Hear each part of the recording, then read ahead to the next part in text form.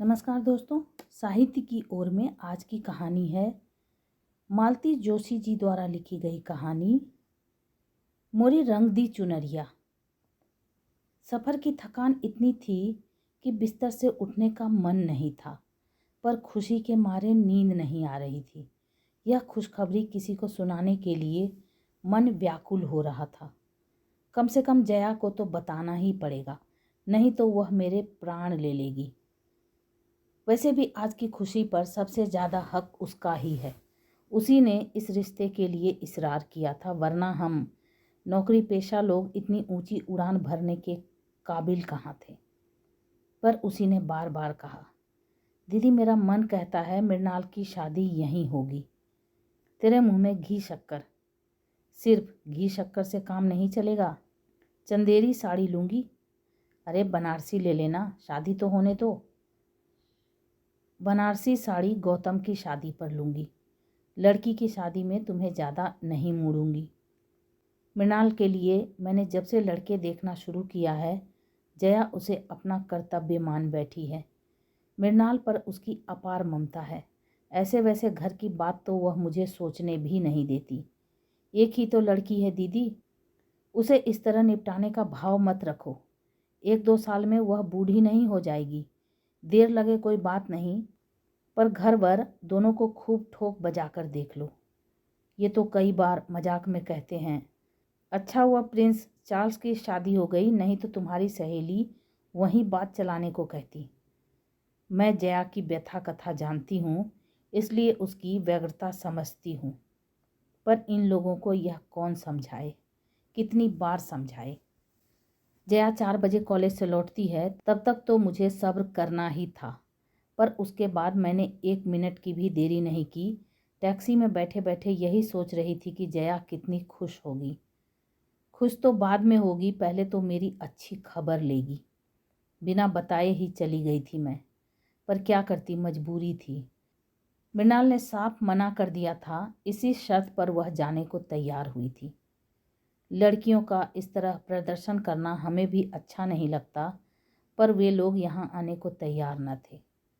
बोले आप लोग बिटिया के साथ यहीं आ जाइए, इन दिनों हमारी बेटियां भी अमेरिका से आई हुई हैं, उनसे मिलने के लिए सारा परिवार यहाँ इकट्ठा है।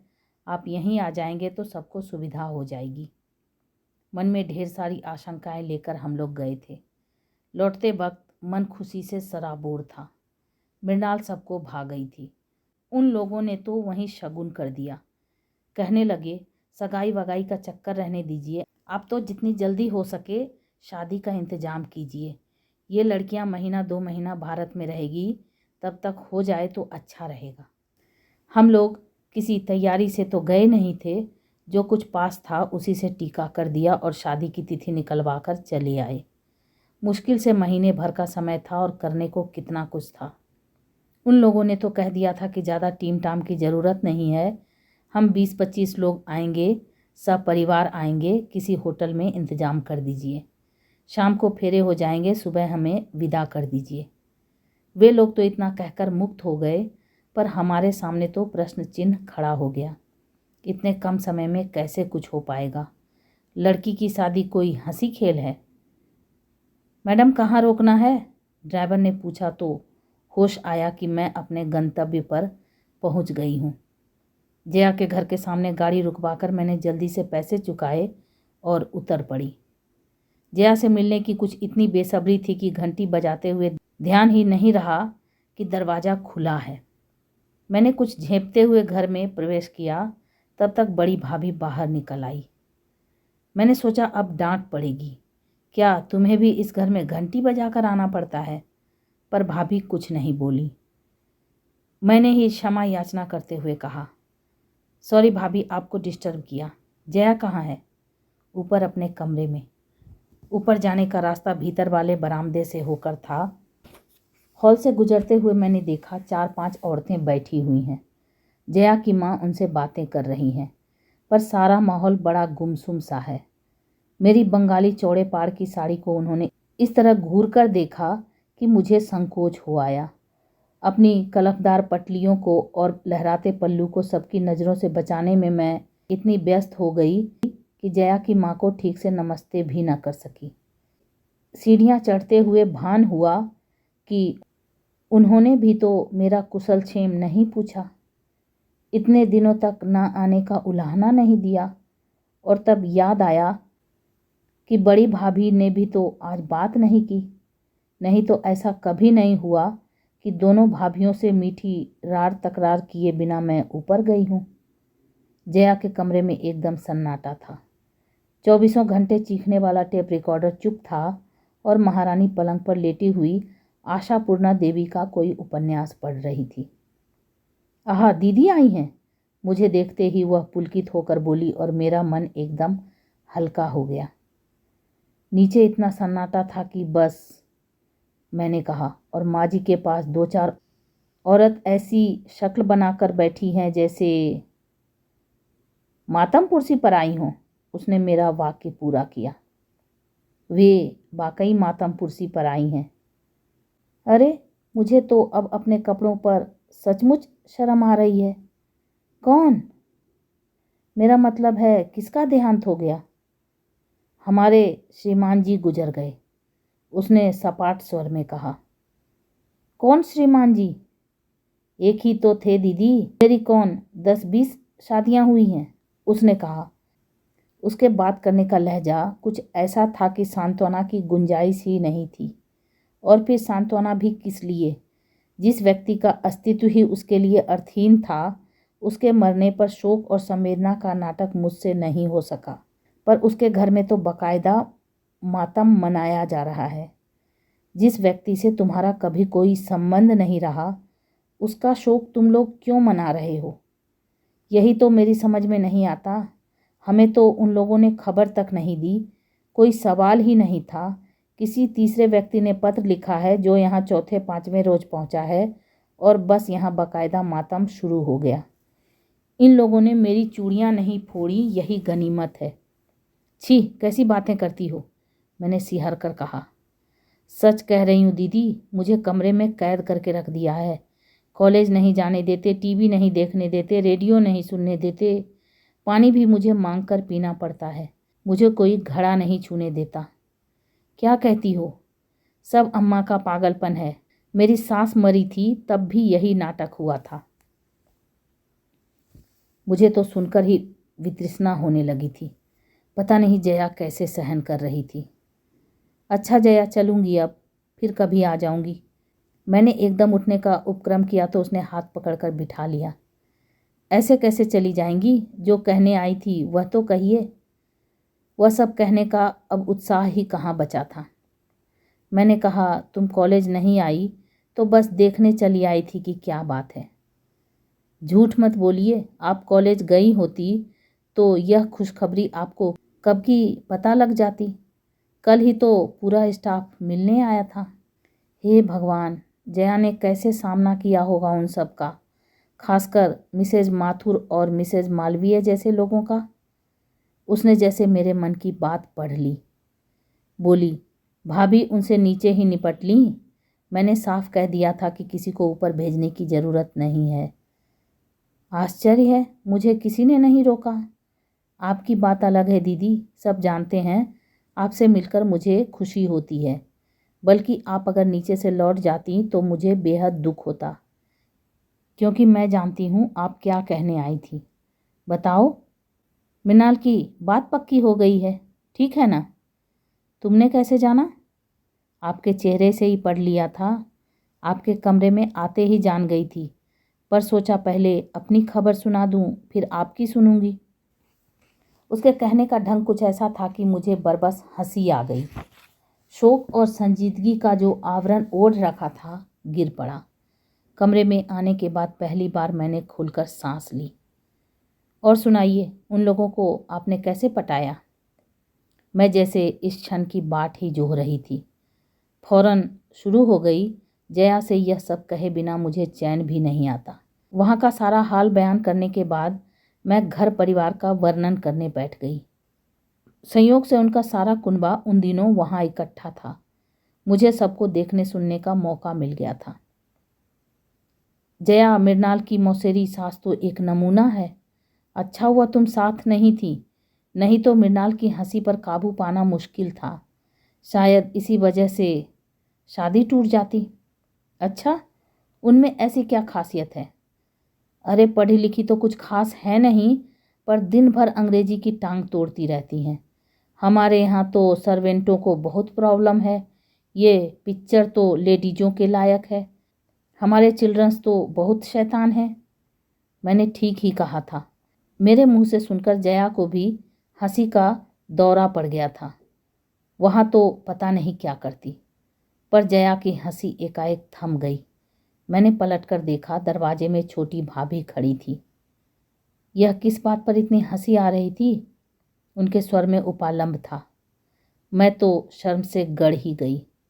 जया ने जैसे मुझे उबारते हुए कहा, भाभी मृणाल की शादी तय हो गई है।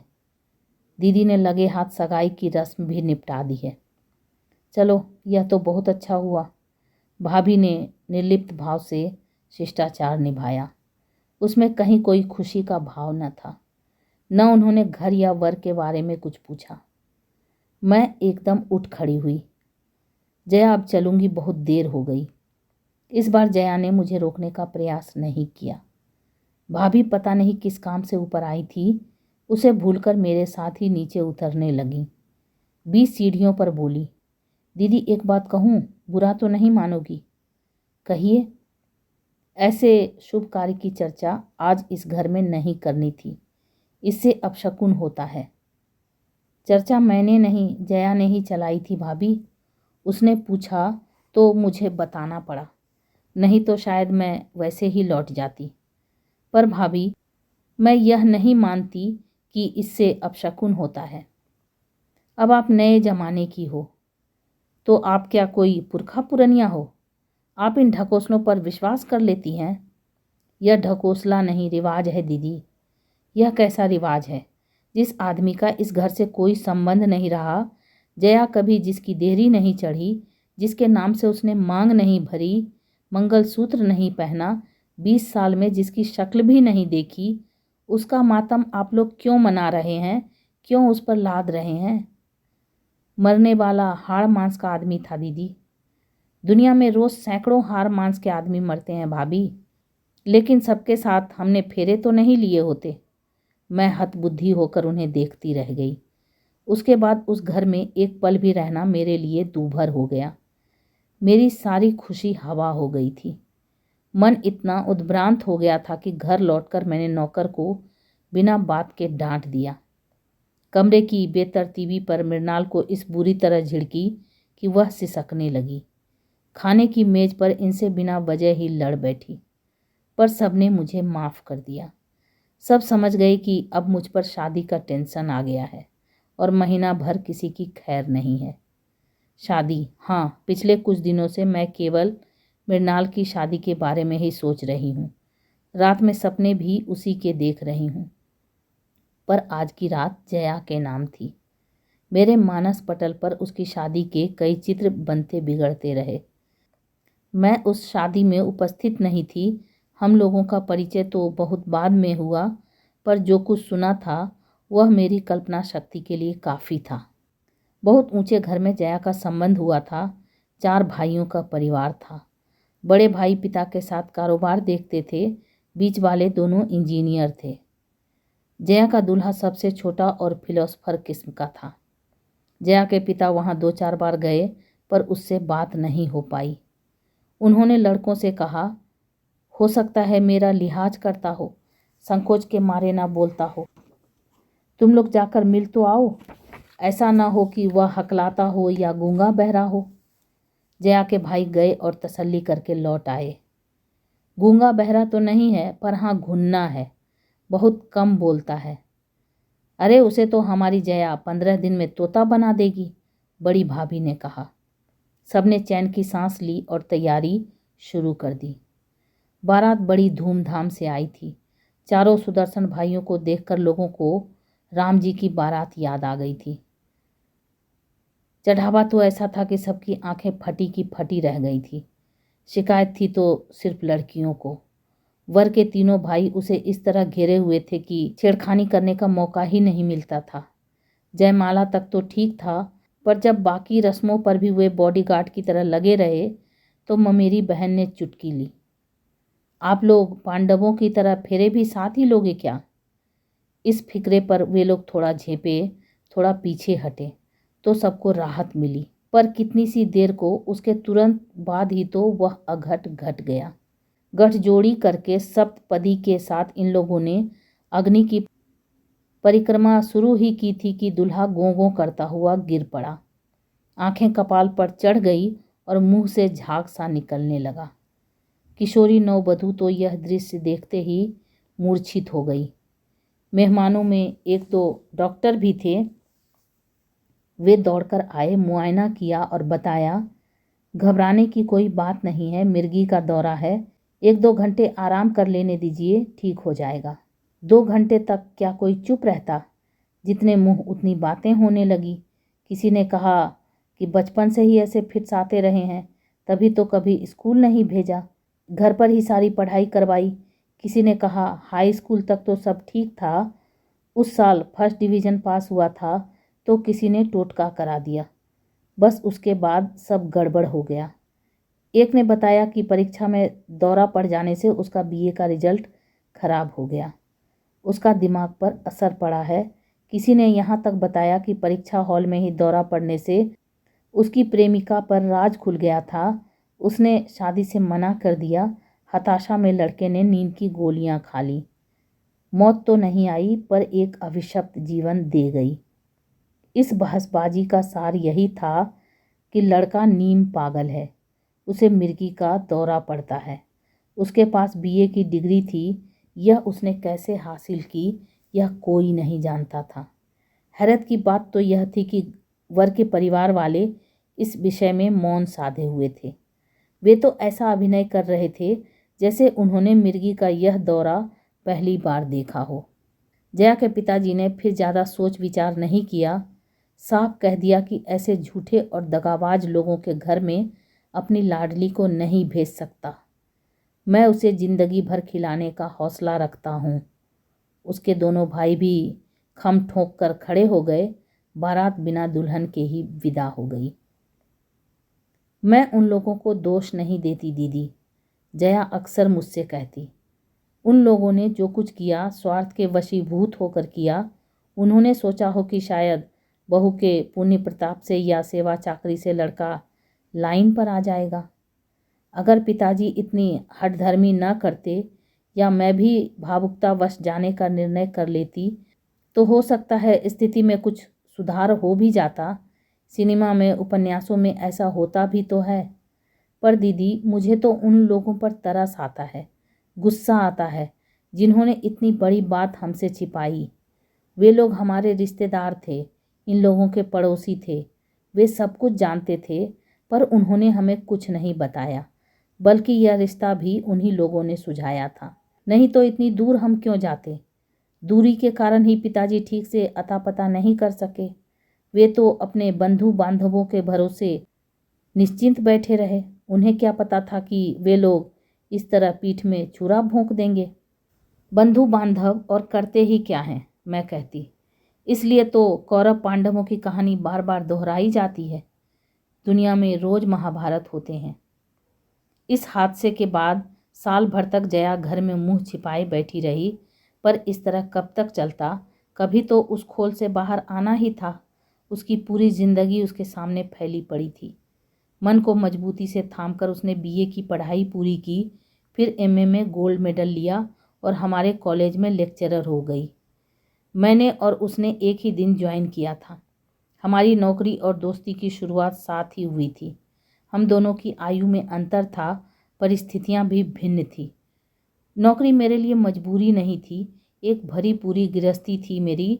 2 बच्चे थे, पति अच्छे ओहदे पर थे, लेकिन मैं अपनी डिग्रियों पर जंग नहीं लगने देना चाहती थी। 2 बच्चों के बाद ही मैंने विराम ले लिया था और करियर की शुरुआत की थी। लेकिन परिस्थितियों का यह अंतर हमारे बीच में बाधक नहीं बना। एक बार मन मिल जाए तो बाहरी चीज़ें गौण हो जाती हैं। हो सकता है हमारा कोई पूर्व जन्म का ही संयोग रहा हो। कितनी जल्दी हम एक दूसरे से घुल मिल गई। मेरे बच्चे तो उसकी आंख के तारे थे। मजाल है जो कोई फरमाइश अधूरी रह जाती। मम्मी ने जरा कंजूसी की नहीं कि फ़ौरन जया मौसी के पास शिकायत पहुंच जाती। अपने बच्चों को डांटना भी मेरे लिए कठिन था। फ़ौरन मुझे जया की डांट खानी पड़ती। वह अपने मन का सारा संचित स्नेह गौतम और मृणाल पर लुटा रही थी। उनके लिए टॉफ़ियाँ और खिलौने तो आते ही थे। हर साल सालगिरह पर एक नया स्वेटर भी वे पाते थे। मुझे जब जब पीहर की याद आती मैं उसके घर चली जाती। अम्मा जी मुझे खूब प्यार करती थी। उन्होंने एक तरह से मुझे अपनी बड़ी बेटी ही मान लिया था। उसकी दोनों भाभियाँ भी मेरा खूब स्वागत करती, मीठे उलाहने देती तो नए नए व्यंजन भी खिलाती।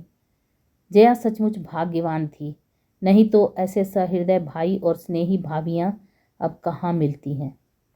दिन बहुत अच्छे से गुजर रहे थे, पर कभी कभी मन बड़ा उदास हो जाता। लगता जया बेचारी यहाँ वहाँ खुशी खोजती फिरती है, उसे उसका हक मिलना चाहिए।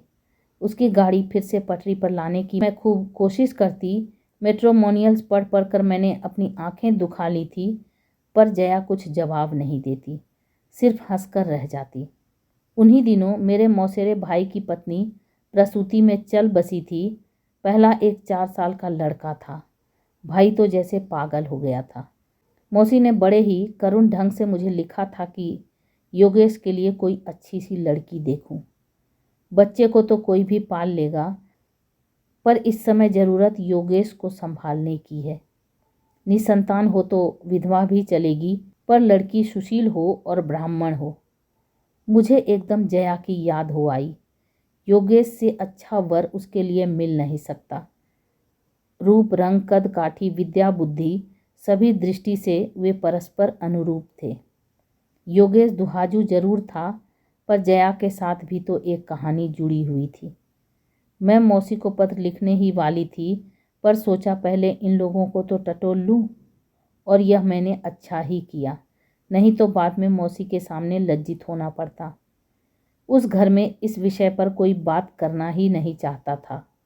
भाभियों ने मुझे अम्मा जी के पास ठेल दिया और अम्मा जी ने पिताजी के पास भेज दिया। वैसे तो जया के पिताजी भी मुझसे बहुत स्नेह करते थे, पर उन्होंने मेरा जरा भी लिहाज नहीं किया और एक वाक्य में ही सारी बात खत्म कर दी। बोले, बेटी उसके भाग्य में जैसी शादी लिखी थी हो गई। हमारे खानदान में लड़की पर बार बार हल्दी नहीं चढ़ती। बात आई गई हो गई। हिंदुस्तान में लड़कों की शादियां तो रुकती नहीं हैं। 4 महीने बाद ही योगेश का विवाह एक सुंदर सुशील कुंवारी कन्या से हो गया, पर जया का प्रश्न तो यथावत था। मैंने उससे कहा, जया अपने जीवन की गुत्थी तुम्हें ही सुलझानी होगी। कानूनी कार्रवाई में जो मदद चाहोगी हम करेंगे, पर पहल तो तुम्हें ही करनी होगी। वह बोली, दीदी बुढ़ापे में पिताजी को दुख देने की इच्छा नहीं होती। इतनी बदनामी शायद वे झेल नहीं पाएंगे। जब तक जया के पिताजी जीवित रहे यह विषय फिर से उठाने का प्रश्न ही नहीं था। 3 साल पहले जब उनका देहांत हुआ, जया 35 पार कर चुकी थी। एक दिन यूं ही विषय छिड़ गया था तो बोली, इस उम्र में शादी करती क्या अच्छी लगूंगी? इतनी निकल गई तो आगे भी कट ही जाएगी। अम्मा भी क्या सोचेंगी, जैसे मुझे ताप के मरने का ही इंतजार हो। इस निरानंद जीवन की अभ्यस्त हो चली थी। जया की परिस्थितियों ने फिर नया मोड़ लिया है। जो सुख कभी उसका था ही नहीं, उसके छिन जाने का आत्मीय स्वजन शोक मना रहे हैं, और लोकाचार के इस चक्रव्यूह में वह निरीह लड़की बुरी तरह घिर गई है। शादी से 15 दिन पहले मैंने छुट्टी लेनी ही पड़ी। जया ने तब तक ज्वाइन नहीं किया था। जब वह दोबारा कॉलेज जाने लगी तो मुझे आशा थी कि कॉलेज आते जाते किसी दिन वह जरूर आएगी।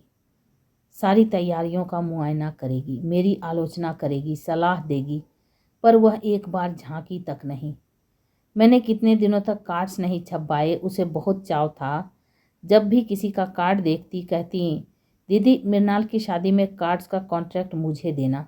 देखना ऐसा डिज़ाइन करूँगी, वो शानदार मैटर होगा कि लोग हॉल में सजा कर रखेंगे। रिसेप्शन का मीनू बनाते हुए उसकी इतनी याद आई। सुनार की दुकान पर अकेले पाँव देने का मन नहीं हो रहा था। ढेर सारी साड़ियाँ खरीदनी पड़ी, पर शॉपिंग का कोई मज़ा नहीं आया। दुकानदार भी अक्सर पूछ लेते थे, मैडम आज आपकी सहेली नहीं आई? मैंने तो कभी सोचा भी नहीं था कि वह मेरी ज़िंदगी का इतना ज़रूरी हिस्सा बन गई है। कार्ड देने तो उसके यहाँ जाना ही था। हम लोगों ने पूरे परिवार को सादर आमंत्रित किया। फिर मैंने जया से कहा, तुम्हें तो पूरे 2 दिन की छुट्टी लेनी पड़ेगी। मैं कोई बहाना नहीं सुनूंगी। मृणाल को विदा करके ही तुम घर लौटोगी। उसने फीकी हंसी हंसकर कहा। अम्मा से पूछ लो। अम्मा जी तो इनके सामने ज़्यादा बोलती नहीं थी। बड़ी भाभी ने कहा, हम लोगों में से कोई आ जाएगा दीदी, पर जया के लिए इसरार मत करना। देखो अभी 1.25 महीना भी नहीं हुआ है, लोग क्या कहेंगे। कोई बहुत तीखी सी बात मेरे होठों तक आई थी, पर मैं जब्त कर गई। इनके सामने तमाशा करने की हिम्मत नहीं पड़ी, और फिर कहने से फ़ायदा भी क्या था, बेकार अपना ही मूड खराब होता। हम लोग चलने लगे तो जया ने मुझे एक ओर बुलाकर कहा, दीदी मेरी एक बात रखेंगी? कहो। मृणाल को दुल्हन के रूप में देखने का बहुत अरमान है। 10 मिनट के लिए ही सही उसे मेरे पास भेज सकेंगी? ओ श्योर, मैंने कहा। उस समय उसका कंठ इतना भीगा हुआ था कि उसकी कोई भी विनती मैं टाल नहीं सकती थी। मन में बस यही कसक बनी रही कि जया नहीं आई। बाकी सारा आयोजन इतना सफल रहा जिसकी हमने कल्पना भी नहीं की थी। बाराती तो कुल जमा 25 ही थे, पर घरातियों की संख्या उनसे 10-20 गुना अधिक थी। मेरा स्टाफ था, इनका स्टाफ था, मृणाल की सहेलियां थी, अड़ोसी पड़ोसी थे और ढेर के ढेर रिश्तेदार। पर कहीं कोई बद इंतजामी नहीं हुई। मंडप की साज सज्जा से लेकर भोजन की व्यवस्था तक कहीं किसी को शिकायत का मौका नहीं मिला। दूल्हे के चुनाव को लेकर तो सभी ने हमें बधाइयों से लाद दिया। खुशी का वह भार मुझसे संभाले नहीं संभल रहा था। मृणाल तो उस दिन इतनी प्यारी लग रही थी, लग रहा था कहीं मेरी ही नज़र न लग जाए। जया की बात बार बार मन में आ रही थी, पर मौका ही न मिला। रानी जी ब्राइडल मेकअप करवा के जब पीछे के दरवाजे से अंदर आ रही थी, तब बारात दरवाजे तक आ चुकी थी। जयमाला के बाद तुरंत ही रिसेप्शन था। उसके बाद विवाह की सारी वैदिक रस्में निपटाते हुए रात के 2 बज गए। वे लोग उतनी रात को ही दूल्हा दुल्हन को लेकर होटल चले गए। वहाँ सुसज्जित ब्राइडल सूट उनकी प्रतीक्षा कर ही रहा था। जया की इतनी सी बात न रखते हुए मुझे बहुत दुख हो रहा था, इसलिए सुबह सवेरे नहा धोकर मैं होटल पहुँच गई। शहर के सबसे बड़े होटल में उन लोगों को ठहराया गया था। हमें 25 लोगों पर भी उसका खर्च भारी पड़ रहा था। पर ये बोले, उन लोगों ने हमसे कुछ मांगा भी तो नहीं, फिर इंतजाम में कंजूसी क्यों करें? मान लो 200 बाराती लेकर आते तो तब तो धर्मशाला में भी हमारे परखच्चे उड़ जाते। गाड़ी से उतरते ही मैं सीधे मृणाल के कमरे में जाने वाली थी, पर संकोच हो आया। फिर इन्होंने भी टोक दिया, go through proper chain madam. ठीक था, अब तो उसे हम अपनी मन मर्जी से हर कहीं नहीं ले जा सकते थे। उसके सास ससुर से पूछना जरूरी था। सौभाग्य से वे जागे हुए थे। हमें देखते ही अकचका गए। अरे आप लोग सुबह सुबह? जी बस देखने चले आए थे कि आप लोगों को कोई असुविधा तो नहीं। अरे नहीं जी, बिल्कुल नहीं। 10 बजे खाना बिल्कुल तैयार रहेगा। आप लोग वहीं आ रहे हैं ना? हाँ बस अब सबको तैयार होने के लिए फरमान भेजते हैं। एक रिक्वेस्ट थी। समधिन को इतना मक्खन लगाने के बाद मैंने असल बात शुरू की। कहिए। मेरी एक सहेली कल शादी में नहीं आ सकी थी। मृणाल को वह बहुत प्यार करती है। जाने से पहले 10 मिनट के लिए दोनों वहाँ हो आएंगे तो उसका मन रह जाएगा। उसने बार बार कहलवाया है। लेकिन वे शादी में क्यों नहीं आई? क्या बीमार हैं? हाँ बस यही समझ लीजिए। दरअसल उनके हस्बैंड की अभी अभी डेथ हुई है। अब इन्हें बीच में बोलने की क्या ज़रूरत थी? कौन सी बात कहाँ कहनी चाहिए, इसका विवेक तो पुरुषों को कभी होता ही नहीं। दरअसल बात क्या है बहन जी, मैंने कहना शुरू किया पर चुप हो गई। जया की कहानी क्या इस तरह एक सांस में किसी को सुनाई जा सकती है? मुझे तो आश्चर्य हो रहा है मिसेस कुमार। अभी तो लड़की की हल्दी भी नहीं उतरी और आप उसे ऐसी जगह भेज रही हैं, अपने ही हाथों अपनी बेटी का असगुन कर रही हैं। आश्चर्य तो मुझे होना चाहिए था। मैंने तो कह भी दिया, बहन जी आप तो यूरोप में 8-10 साल रह चुकी हैं, क्या आप भी इन चीज़ों को मानती हैं? यूरोप में रहने से क्या होता है? कोई हम अंग्रेज़ थोड़े ही हैं, अपनी संस्कृति थोड़े ही छोड़ देंगे। मैं उनके कटे बालों को, रंगे होठों को, तरासी भौहों को और अनावृत बाहों को देखती रही। विदेश सेवा में रत अपने पति के साथ मैडम ने सिर्फ चोला बदला था, मन तो अब भी वही घोर परंपरावादी था। और घर परिवार में उनके इसी गुण की प्रशंसा होती होगी, फलाने की बहू इतने दिन फॉरेन रहकर आई है पर अपनी संस्कृति नहीं भूली। ये कौन सी संस्कृति है? समधी जी ने शायद मेरे मनोभावों को पढ़ लिया था। खींचकर पत्नी से बोले, ये किस ढकोसलेबाजी में पड़ी हो? जाने दो बच्चों को, 2 मिनट में कुछ नहीं बिगड़ता। पति की अवमानना करने की ताव शायद उनमें नहीं थी। बोली, उन्हें जगने तो दीजिए। फिर मुझसे बोली, आप तो उनके साथ जाएंगी ना? अगर आपकी सहेली इन लोगों को कुछ देने लगे तो आप अपने हाथ से दीजिएगा, उनसे मत दिलवाइएगा। जया कुछ देगी यह तो निश्चित था। नए जोड़े को कोई भी खाली हाथ विदा नहीं करता। उस समय क्या मुझसे निर्मम आज्ञा का पालन हो सकेगा? मैं जया को खुशी देने जा रही हूँ, उसका अपमान करने नहीं। तो रहने ही देते हैं। मैं एकदम उठकर खड़ी हो गई। आपने शंका उठाई है तो अब मेरा मन डांवाडोल होने लगा है। वही तो, वे खुश होकर बोली, हम लोगों के इतने पुराने संस्कार हैं, वे सहज ही में थोड़े ही जाते हैं। पुरुषों को तो किसी चीज़ का विधि निषेध नहीं है, पर हम लोग तो इतनी लापरवाह नहीं हो सकती। हर बात को 10 बार सोचना पड़ता है। उनका प्रवचन सुनकर पहली बार पछतावा हुआ। मृणाल के लिए घर ढूंढने में हमने कोई भूल तो नहीं की। मृणाल गई और घर एकदम सूना हो गया।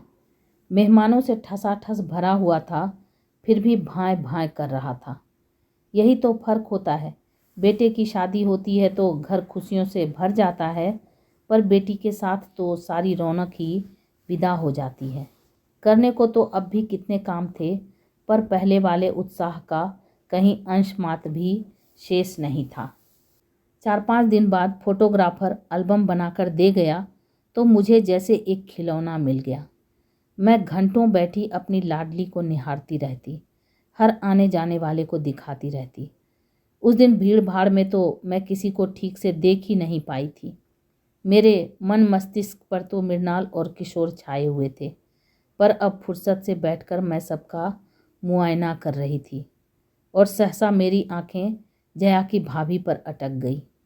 उस दिन केवल उसके छोटे भाई और भाभी ही आए थे। वे भी खाने के लिए नहीं रुके, बस लिफाफा पकड़ाकर चले गए थे। कैमरे ने उन्हें वर वधू को आशीर्वाद देते हुए कैद कर लिया था। भाभी की साड़ी देखकर मेरे मन पर सांप लौट गया। यह साड़ी थी जो हम लोगों ने पिछले वर्ष बेंगलुरु में खरीदी थी।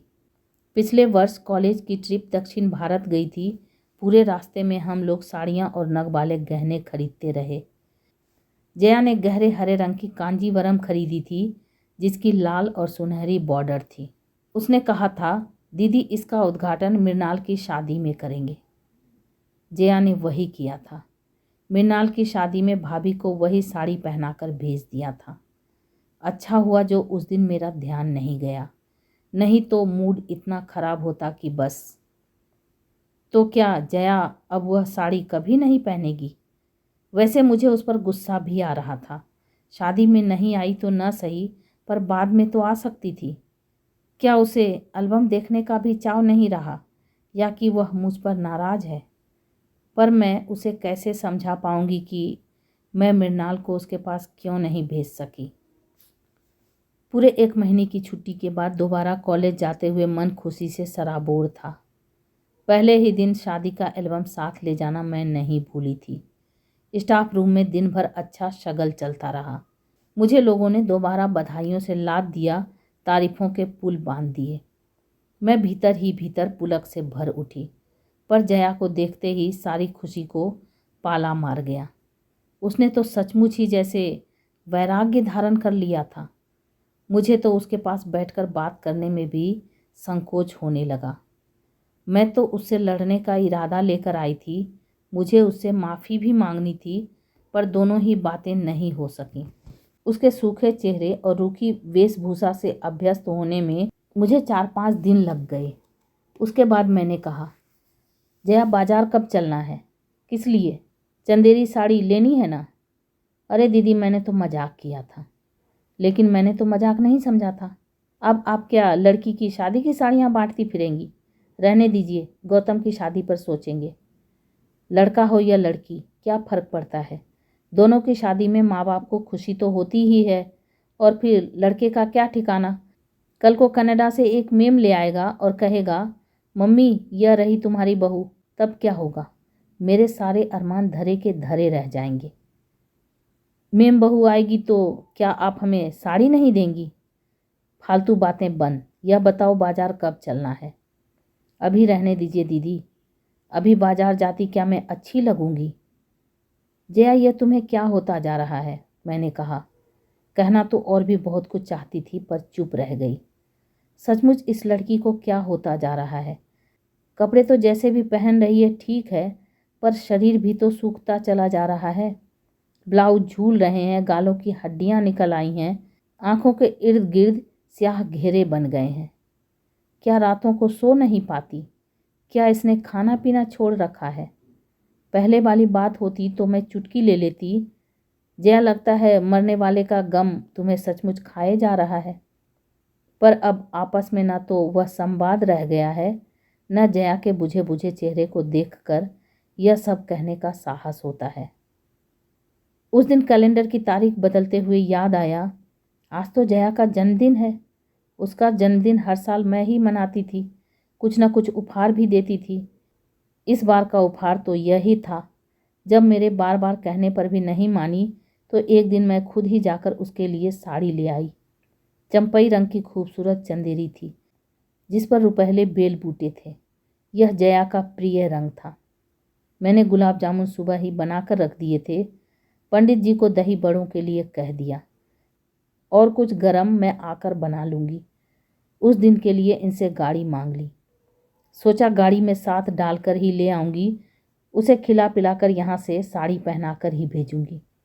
उसका यह अकारण वैराग्य अब मुझसे झेला नहीं जा रहा था। किसी को तो पहल करनी ही पड़ेगी। वह अपने आप तो इस तथाकथित शौक से उबर नहीं पाएगी। पर कॉलेज जाते ही मुझे निराश होना पड़ा। उस दिन फिर उसकी छुट्टी की एप्लीकेशन आई हुई थी। मेरी सारी व्यूह रचना व्यर्थ रह गई। क्या करती है यह लड़की?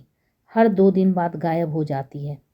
स्टाफ रूम में मैंने अपनी झल्लाहट उतारते हुए कहा, इसे नौकरी वोकरी करनी है कि नहीं? आपको नौकरी की पड़ी है मिसेस कुमार, वहाँ लाखों के वारे न्यारे हो रहे हैं।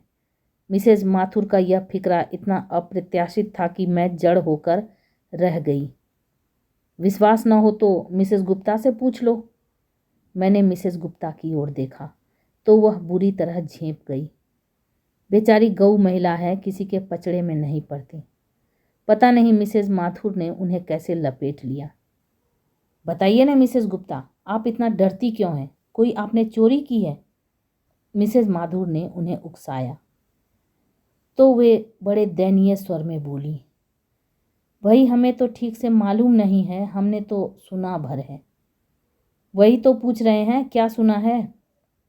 हमारे सामने अस्थाना साहब एडवोकेट है ना, वो बता रहे थे कि इन लोगों ने दावा किया है। कैसा दावा? यही प्रॉपर्टी का। हस्बैंड की प्रॉपर्टी के लिए मिस वाजपेयी ने दावा किया है। अपने आप को मिस कहती हैं और हस्बैंड की प्रॉपर्टी में हिस्सा मांगती हैं। ये मिसेज मालवीय थी। इम्पॉसिबल, बड़ी देर बाद मेरे मुंह से निकला। जया कभी इतनी नीच हरकत नहीं कर सकती। मिसेस कुमार, मिसेस माथुर बोली, आपने बच्ची की शादी जरूर कर दी है, पर दुनियादारी के मामले में आप स्वयं अभी बच्ची हैं। आप नहीं जानती कि पैसे का मोह आदमी से क्या क्या करवा लेता है। प्रॉपर्टी के चक्कर में अच्छे अच्छों का नकाब उतर जाता है। लेकिन जया पैसे की भूखी नहीं है। वह खुद 2,500 रुपये महीना कमा रही है और 1000 और लाख में फ़र्क होता है मिसेस कुमार। पर मैं कहती हूँ, इसमें इतनी हाय तौबा मचाने की क्या ज़रूरत है? मिस रायजादा बोली।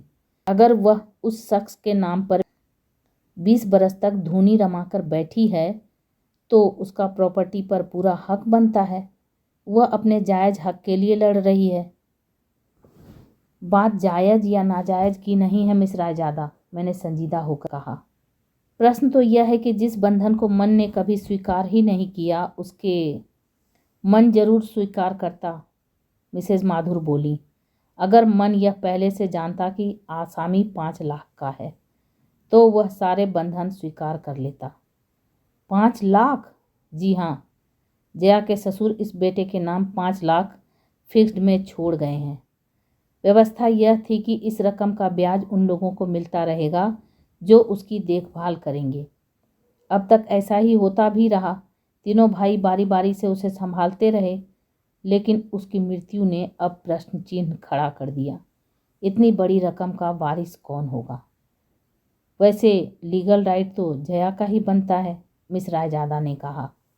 अरे वे लोग आपस में फैसला कर लेंगे, पर इसे एक कौड़ी भी न देंगे, देख लेना। सुना है इन लोगों ने नोटिस भेजा है। उससे क्या फ़र्क पड़ता है? मुझे तो उस आदमी की मृत्यु भी स्वाभाविक नहीं लगती। स्टाफ रूम में फिर मृत्यु के कारणों की चर्चा चल पड़ी। कई तर्क कुतर्क उछाले गए, पर मेरा मन उस बातचीत से बहुत दूर चला गया। जो कुछ सुना था उस पर विश्वास करना कठिन हो रहा था।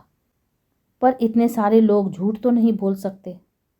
उस शाम मैं अपने को ठेल ठाल कर उसके घर ले गई। वहाँ जाने की अब पहले किसी ललक मुझ में नहीं रही थी। उन लोगों का स्वागत भी अपेक्षाकृत ठंडा था। मुझे लगा कि यह संबंध अब बहुत दिनों तक ढोया नहीं जा सकेगा। जया अपने कमरे में थी। साड़ी का पैकेट उसकी गोद में रखते हुए कहा, जन्मदिन की एक तुच्छ भेंट स्वीकार कीजिए। ओह दीदी, उसने कहा और उसकी आंखें छलछला आईं। यहाँ घर पर तो सब लोग इतने व्यस्त हैं कि किसी को ऐसी छोटी सी बात का होश ही नहीं है। पर मैं जानती थी आप नहीं भूलेंगी, इसलिए कॉलेज नहीं आई। बहुत मेहरबानी। आप यह सब क्यों लाई हैं? आपका तो आशीर्वाद ही मेरे लिए बहुत है। आपके इस स्नेह ऋण से तो मैं कभी उबर ही ना पाऊंगी। धन्यवाद। प्रस्ताव पढ़ चुकी? अब जरा खोलकर भी देख लो। उसने कांपते हाथों से पैकेट खोला और विस्मय विमुग्ध होकर देखती रही। कुछ देर तक तो साड़ी को गोद में रखकर उसकी मुलायम सतह पर हाथ फेरती रही, फिर उसे गालों से लगाकर उसकी रेशमी छुअन को अपने भीतर समाती रही। मैं मंत्रमुग्ध सी उसे देख रही थी। लग रहा था जैसे वह बरसों बाद किसी अपने से मिली हो। कुछ देर तक वह कमरे में मेरी उपस्थिति को भूल ही गई थी। सुनो जया, कल तुम यह साड़ी पहनकर कॉलेज आओगी। कोई बहाना नहीं चलेगा। तुम्हारा वैराग्य पर्व अब समाप्त करना ही पड़ेगा। वह कुछ देर तक मुझे देखती रही और एकदम बिलख पड़ी। दीदी, मरने वाला अपने साथ मेरे पहनने ओढ़ने का सुख भी ले गया। अब यह साड़ी मेरे किसी काम की नहीं है। और वह भरभरा कर रो पड़ी। पति की मृत्यु के 2.5 महीने बाद जया का बांध टूटा था।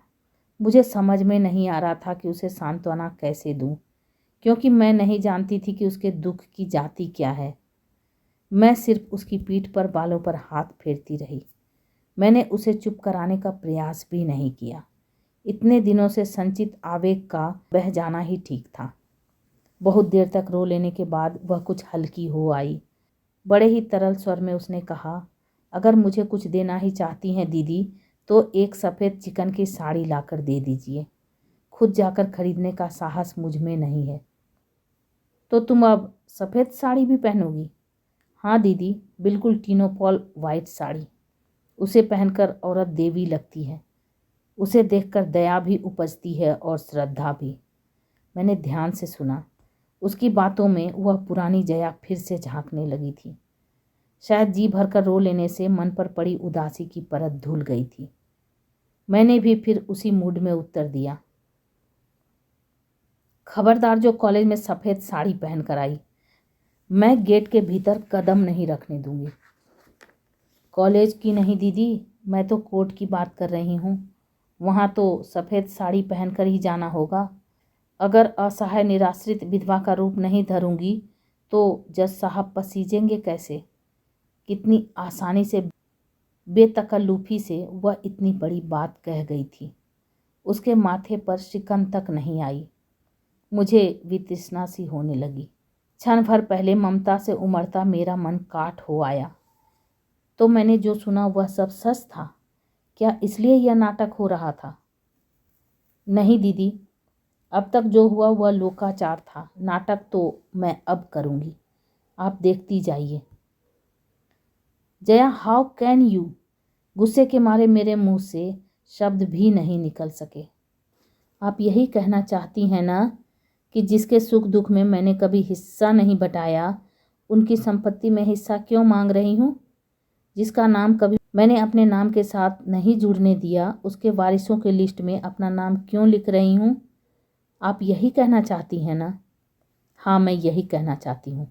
मैं यही पूछना चाहती हूँ कि जरा से रुपयों के लिए तुम अपने आत्मसम्मान को ताक पर क्यों रख रही हो?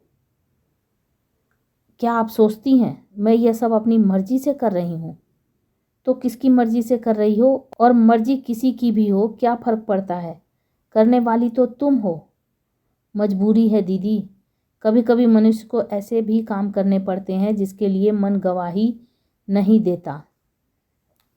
ऐसी कौन सी मजबूरी है? मजबूरी यह है कि इस मन से परे भी एक दुनिया है जिसमें माँ है, भाई भतीजे हैं, भाभियाँ हैं। वे लोग क्या कहते हैं? कहते हैं कि समय के साथ चलना सीखो। अम्मा कहती हैं कि तुम्हें भाइयों के पास ही रहना है तो उनकी होकर रहो, उनके मन की करो।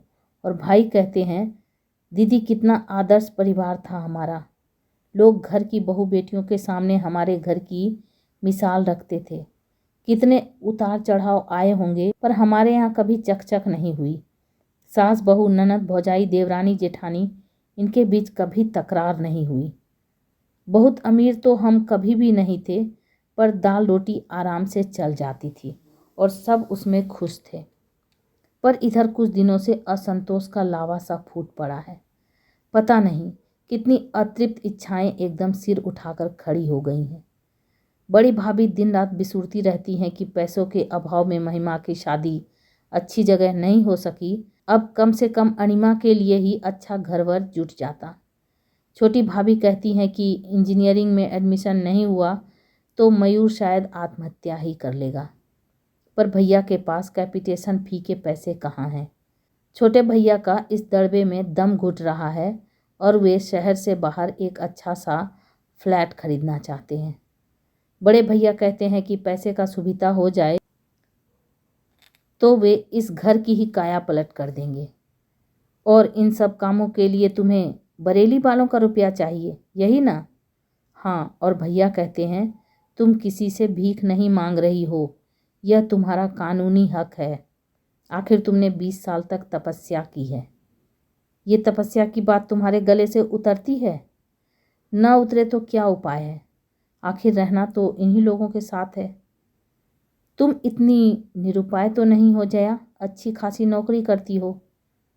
नौकरी सिर्फ रोटी देती है दीदी, पर हिंदुस्तानी औरत को एक सुरक्षित छत चाहिए, फिर चाहे वह पिता की हो अथवा भाई की, पति की हो अथवा बेटे की। इसलिए तो इस लड़ाई में अम्मा भी मेरे साथ नहीं हैं। इस चौथेपन में वे बेटों से बिगाड़ नहीं कर सकती। आखिर वे ही तो उन्हें मुखाग्नि देंगे। मेरा क्या है, मैं तो महज एक लड़की हूँ जो जन्म लेते ही परिवार पर भार बन जाती है। आई एम सॉरी जया, मैंने उठते हुए कहा। तुम्हारी परेशानियों को तुमसे ज़्यादा कौन समझ सकता है। मैं तो यूं ही कुछ न कुछ कहती रहती हूँ, मेरे भाषण का बुरा न मानना। वह मुझे छोड़ने नीचे तक आई, पर हम दोनों में फिर कोई बात नहीं हुई। बैठक से गुजरते हुए देखा, घर के लगभग सभी सदस्य वहाँ उपस्थित हैं और गर्मा गर्म बहस चल रही है। जया, जरा इन लोगों की हिमाकत तो देखो। बड़े भैया ने एक कागज नचाते हुए कहा। क्या हुआ? अरे वे लोग तुम्हारी शादी को ही चैलेंज कर रहे हैं। लिखते हैं कि हिंदू विवाह नियम के अनुसार फेरों के बाद ही विवाह पूर्ण रूप से संपन्न माना जाता है। जयमाला कोई वैदिक विधान नहीं है, यह तो मात्र एक परंपरा है। मैं 10 गवाह खड़े कर दूंगा कि फेरे हुए थे, छोटे भैया ने जोश में कहा। तो क्या वे लोग 100 गवाह नहीं ला सकते? आखिर 5 लाख का मामला है। जया की इस व्यंग्योक्ति पर छोटे भैया चकित होकर उसे देखते रह गए। तुम्हारी सास के मरने पर अपने यहाँ चिट्ठी आई थी। पिताजी की पुरानी फाइलों में वह अब भी मिल जाएगी। हम उसे कोर्ट में दिखा सकते हैं। अगर हमारा कोई संबंध नहीं था तो हमें सूचना क्यों भेजी गई? बड़े भैया की दलील बड़ी जोरदार थी, पर जया के पास भी नहले पर दहला थी। अगर वे सचमुच मेरी सास थीं तो मैं उस समय बरेली क्यों नहीं गई? सास के बाद मेरे ससुर भी शांत हुए थे, उनकी खबर क्यों नहीं आई? उनके बेटे के बारे में भी हमें तीसरी जगह से पता चला, उन लोगों ने क्यों नहीं लिखा? यही तो जालसाजी है। इसी पॉइंट पर तो हम उन्हें धर लेंगे। और अगर वे पूछें कि मैं अब तक मिस वाजपेयी क्यों हूँ तो आप क्या जवाब देंगे? मेरा service record, GPF, bank account सब तो इसी नाम से है। अरे तू तो जिरह पर उतर आई। बड़े भैया एकदम गुस्सा गए। जिरह कर भी रही है तो किसकी तरफ से, यह तो देखो। मैं अपनी ओर से जिरह कर रही हूँ छोटे भैया, जया ने आवेश में भरकर कहा। 39 साल की हो गई हूँ, कभी तो मुझे बोलने का मौका दीजिए। हाँ बोलो, क्या कहना चाहती हो? सिर्फ यही कि बस बहुत हो चुका, अब मेरी जिंदगी से खिलवाड़ मत कीजिए। हम खिलवाड़ कर रहे हैं तो इसे और क्या नाम दूं? मेरे लिए सारे निर्णय आप लोग ही तो लेते रहे हैं। कभी मुझसे पूछा तो होता कि मेरी मंशा क्या है? आप लोगों की हठधर्मी ने मुझे मेरे ससुराल नहीं जाने दिया। वहीं सुख में दुख में जैसे भी होता मैं जी ही लेती। इसका ज्ञान तो हमें घुट्टी में ही पिलाया जाता है। वहाँ रहती तो यह आज की समस्या तो ना उठती। उस समय आप लोगों ने यह नहीं सोचा कि इतनी पहाड़ सी जिंदगी मैं कैसे काटूंगी। बाबूजी की जिद ने मुझे दूसरी शादी नहीं करने दी, नहीं तो आज मैं कहीं अपनी छोटी सी गृहस्थी लेकर चैन से जी रही होती। अब आप फिर मेरा तमाशा बनाने पर तुले हुए हैं। अब आप सबूत जुटाएंगे और कोर्ट दर कोर्ट साबित करते फिरेंगे कि मैं सचमुच मरने वाले की ब्याहता पत्नी हूँ। जिस गति से इस देश में दीवानी मुकदमे चलते हैं उसमें जाहिर है इसमें सालों लग जाएंगे। जब तक मेरा वजूद क्या होगा बताइए तो? मैं कुंवारी हूँ या विवाहिता, विधवा हूँ या परित्यक्ता, सबको जैसे काट मार गया था। कमरे में इतने लोग थे पर जया के स्वर की धार ने सबको गूंगा कर दिया था। बड़े भैया, उसने अश्रु विगलित कंठ से कहा, मैं आपके पांव पड़ती हूँ। आप चाहें तो मेरी सारी पेंशन, जीपीएफ, सीपीएफ अपने नाम लिखवा लीजिए, पर मुझसे ऐसा कोई काम ना करवाइए कि मैं अपनी ही नज़रों में गिर जाऊं। मुझ पर इतनी मेहरबानी ज़रूर कीजिए। चलिए दीदी, उसने मेरा हाथ पकड़कर कहा तो मुझे होश आया और शर्म भी। उस पारिवारिक ड्रामे की मूक दर्शक बनी मैं अब तक वहीं खड़ी थी। सॉरी जया, मैंने बाहर निकलते हुए कहा। मुझे बहुत पहले चले जाना चाहिए था। भाभी लोग पता नहीं क्या सोच रही होंगी। मुझे मालूम है वे क्या सोच रही हैं और उनका सोचना बिल्कुल ठीक है। आज आप साथ थीं इसलिए मैं इतना खुलकर बोल सकी, नहीं तो शायद फिर से होठ सी लेती और अपने में ही घुलती रहती। और फिर एकाएक तरल स्वर में बोली, दीदी अगर कभी ज़रूरत पड़ी तो आप पर भरोसा कर सकती हूँ ना? निराश तो नहीं करेंगी? जया, मैंने उसका कंधा छूकर कहा, मेरे दरवाजे तुम्हारे लिए कभी बंद नहीं थे। तुम ही उधर का रास्ता भूल गई थी। आपको नहीं भूल सकती। आपसे बढ़कर मेरा अपना है ही कौन? आप ही ने तो मेरे जीवन में दोबारा रंग भरने की कोशिश की है। औरों के तो चेहरे भी इस समय पहचाने नहीं जा रहे हैं।